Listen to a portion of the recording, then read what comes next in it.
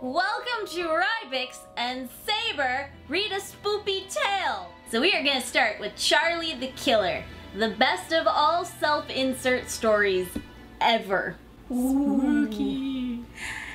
Jeff is nearly 18 now, and meeting Jane the Killer was a big thrill for him as she died a tragic death from falling down the stairs. But this didn't stop his psychopathic ways. Charlie was going through a rough bullying stage at school and was beginning to get depressed and hearing voices on her head. She was hearing them on her head. Because that's where you hear voices. Yes, the voices are all right here. She just put them to the back of her mind and carried on with getting shoved in lockers and beat up in the girls' bathroom. It was great. Normal girl, normal day. Yeah, this is all very regular. It's cool. She snapped and listened to the voices in her head and pulled out the copper piping from the wall and stabbed her bully to death, then licked the blood off the pipe and said I was too fat to meet anyone who'd like me and that I was a whore who should kill myself. She is A, very strong, B, unafraid of bloodborne diseases, and C, very angry. Very angry. She needs anger management classes. Poco de Angaro. Angaro. Okay, bye. She didn't feel bad about this. Actually, she was quite glad. She wanted to do it more.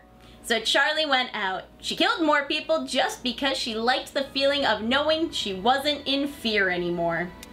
Charlie was never a mean girl. She'd always just sit there and take the crap!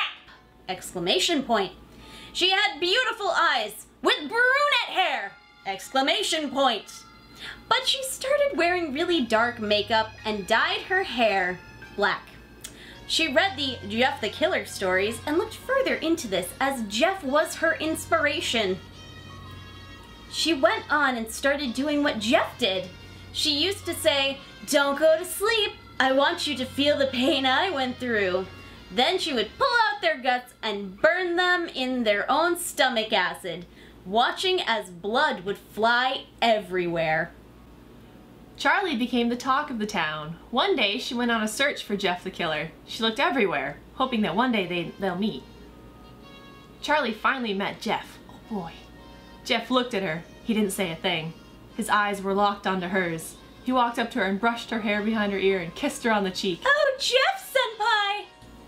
Charlie blushed and questioned Jeff. "Why do you like someone like me? I'm just a fat, ugly whore."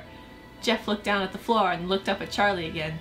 "You're the most beautiful person I've ever met, and you're not fat, ugly, or a whore," Jeff spoke. "I think that we should be together as I've heard a lot about you, and I was fascinated." Charlie started blushing as Jeff grabbed her cheek. Just grabbed her. Just like that, just slap it. Okay. Welcome to the club. As Jeff grabbed her cheek and brought his lips close to hers, you know, what's left of his lips after he sliced his mouth up. Yes, just... She pushed away.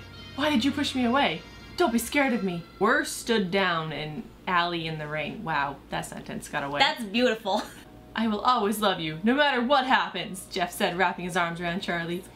"I have the urge to kiss you, but I feel as though if I do that, you'll just leave me. My father left me after violently beating me and my mother. I don't want to fall in love with you, as then I will have to trust you, and I don't want to end up killing myself like my mother," Charlie began to explain. "I will never hurt you. You're the most precious thing to me. I've been waiting to meet you as soon as I heard about you." Jeff decided it was time that Charlie and him should get married. "Will you do me the honors of becoming my wife?" Jeff opened up the case to see a gorgeous ring with little diamonds going round the edges. "Yes!" Charlie squealed in joy. "Yes, I will marry you!" As tears of joy streamed down both of their faces, they went back home. And to finish it off, A week before the wedding, Charlie sits down at the bottom of the bed and begins to cry. "What's wrong?" Jeff curiously asks. "I'm pregnant!" Charlie cries. "What?" Jeff says surprisingly. "I'm 13 weeks pregnant!" Exactly 13. Exactly 13. "I was going to tell you before, but I didn't want to make a big fuss and then we lose it. Charlie, this is great news!" The end. Charlie the Killer, a classic among classics. A better romantic tale than Twilight. So good. You could feel the passion. Like, especially at that, I'm pregnant! This is great news! What a plot twist. Never saw it coming. So that, my friends, was the super spoopy tale of Charlie the Killer!